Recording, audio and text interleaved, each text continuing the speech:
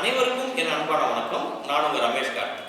இன்றைய காணொலியில் நம்ம விவாதிக்க போகிற தலைப்பு 10ஆம் வகுப்பு படித்துக் கொண்டிருக்கக்கூடிய மாணவர்களுக்கு வரலாற்று பாடத்தில் இரண்டாவது பாடமாக இருக்கக்கூடிய the world between two wars, முதலாம் உலகப் போருக்கும் இரண்டாம் உலகப் போருக்கும் இடைப்பட்ட அந்த காலத்தில் இந்த உலகம் எவ்வாறு இருந்தது என்று சொல்லக்கூடிய முக்கியமான ஒரு பாடம். இது சமூக அறிவியல்ல வரலாற்றுல இரண்டாவது பாடமா உங்களுக்கு கொடுத்துருக்காங்க.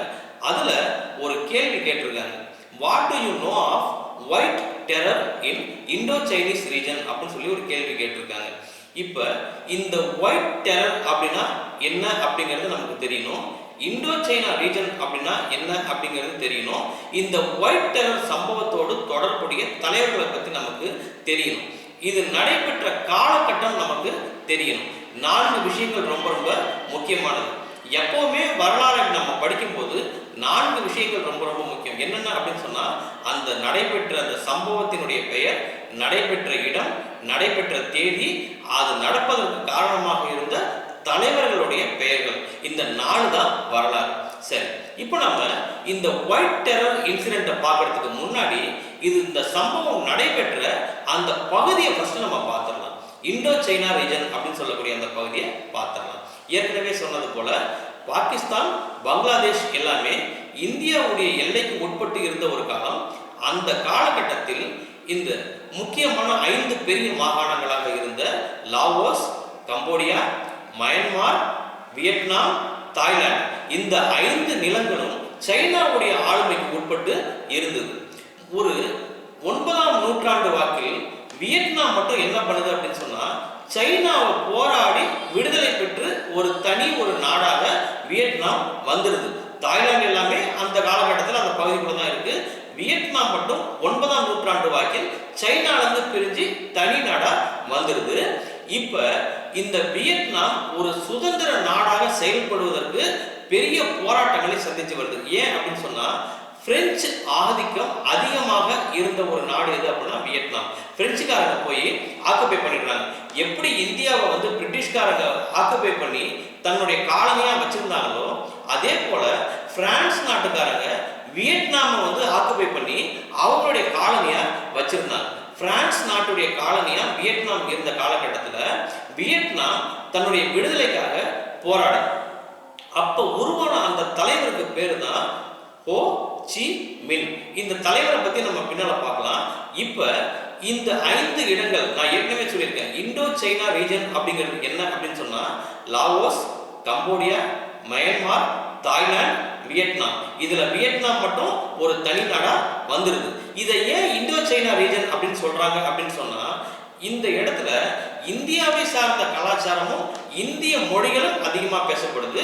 சீனாவை சார்ந்த கலாச்சாரமும் சீனாவை சார்ந்த மொழிகளும் அதிகமா பேசப்படுது. எங்க? இந்த 5 பெரிய மாகாணங்கள்ல. இதுல வியட்நாம் என்பது இண்டோ சைனாவுடைய ஒரு பகுதியாக இருந்த ஒரு காலகட்டத்தில் பிரான்ஸ் நாட்டை சேர்ந்தவர்கள் இந்த வியட்நாமை கேப்சர் பண்ணிடுறாங்க, தன்னுடைய காலனியா வச்சிருக்காங்க. இந்த வியட்நாம் என்பது தனி நாடாக அப்பவுமே இருந்துதான் போராடுது.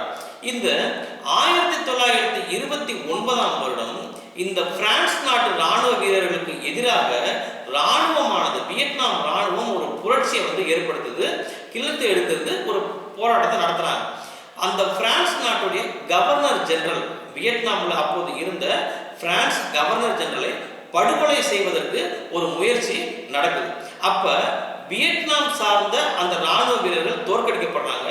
தோற்கடிக்கப்பட்ட பிறகு பிரான்ஸ் நாட்டை சார்ந்த ராணுவ வீரர்கள் 1000 வியட்நாம் புரட்சியாளர்களை படுகொலை பண்றாங்க, கொன்னுடுறாங்க. அந்த சம்பவத்துக்கு பேர் தான் ஒயிட் டெரர். வெள்ளையர்களால் படுகொலை செய்யப்பட்ட வியட்நாம் வீரர்கள் 1929ஆம் காலகட்டம்.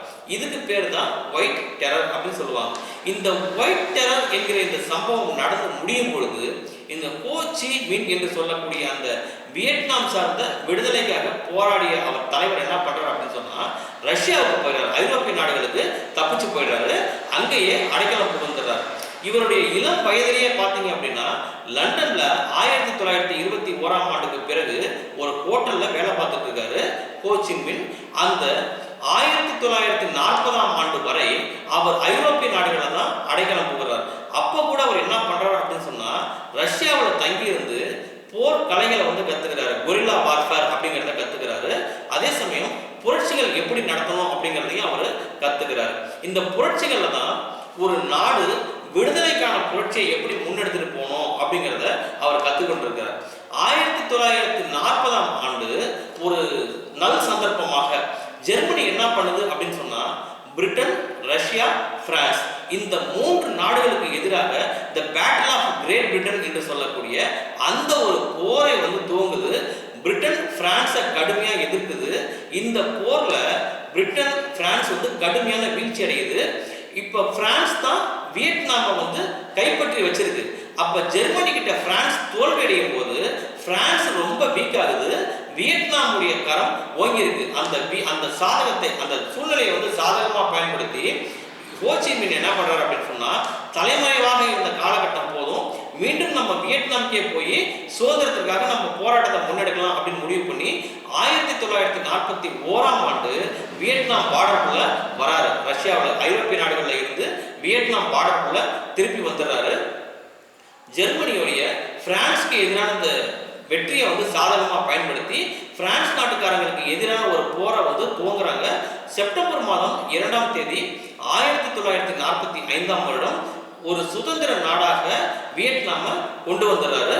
தன்னுடைய 79வது வயது வரை, அதாவது 1945 இருந்து 1969ஆம் ஆண்டு வரைக்கும் இந்த டெமோக்ராட்டிக் ஆஃப் ரிபப்ளிக் ஆஃப் வியட்நாமுடைய முதல் ஜனாதிபதியாகவும் அவர் தான் இருந்துட்டு வர்றாரு. அவர் இறக்கும் வரையில் அவர் தான் ஜனாதிபதியாகவும் பிரதம மந்திரியாகவும் வியட்நாமுக்கு இருந்தார். இப்ப வியட்நாமானது பிரான்ஸ் கூட மட்டும்தான் போராடிச்சா அப்படின்னா இல்ல, ஜப்பான் கூடயும் இது போராடிது. 2ஆம் உலகப் போர் நடைபெற்று கொண்டிருந்த அந்த காலகட்டம்ல ஜப்பானுடைய ராணுவத்தினரும் வியட்நாமை வந்து கேப்சர் பண்ணி வச்சிருந்தாங்க.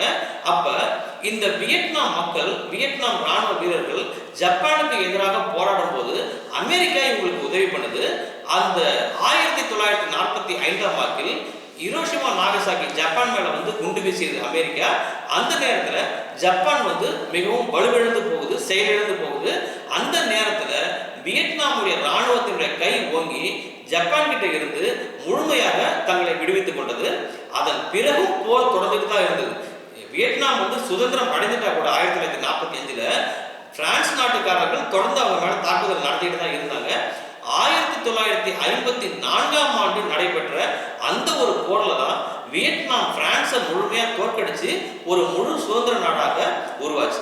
இதுல ஹோ சி மின் அப்படின்னு சொல்லக்கூடியவர் 1859ஆம் ஆண்டு அவர் வந்து பிறக்கிறாரு. 1860ஆம் ஆண்டு என்று கொடுத்திருப்பாங்க.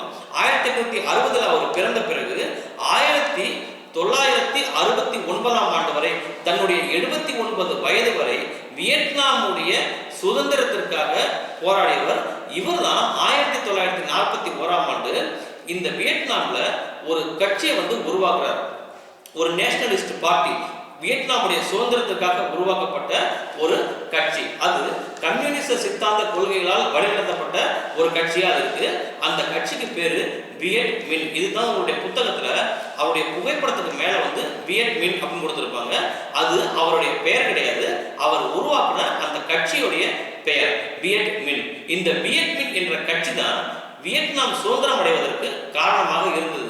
நம்முடைய இந்தியாவில் வந்து எப்படி இந்தியன் நேஷனல் காங்கிரஸ் அப்படிங்கிறது சுதந்திரத்துக்காக போராடிச்சோ, இதே போல வியட்நாம்ல சுதந்திரத்துக்காக போராடிய அந்த கட்சிக்கு பேர் தான் வியட் மின். இதனுடைய ஃபவுண்டர் தான் ஹோ சி மின். இவருடைய வாழ்நாள் முழுவதுமே வியட்நாமுடைய சுதந்திரத்துக்காக போராடி இருக்கிறாரு. அவரை அங்க எப்படி கூப்பிடுவாங்க அப்படின்னா அங்கிள் ஹோ அப்படின்னு சொல்லி கூப்பிடுவாங்க.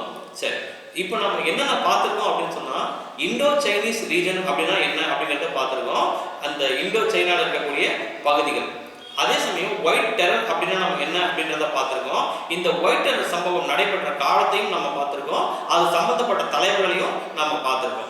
இந்த தகவல்கள் தெரிஞ்சிருந்தா மட்டும்தான் நாம ஒரு 2 மார்க் கேள்விக்கு பதிலளிக்க முடியும், அல்லது ஒரு ஃபில்லப்புக்கு நம்ம பதிலளிக்க முடியும்.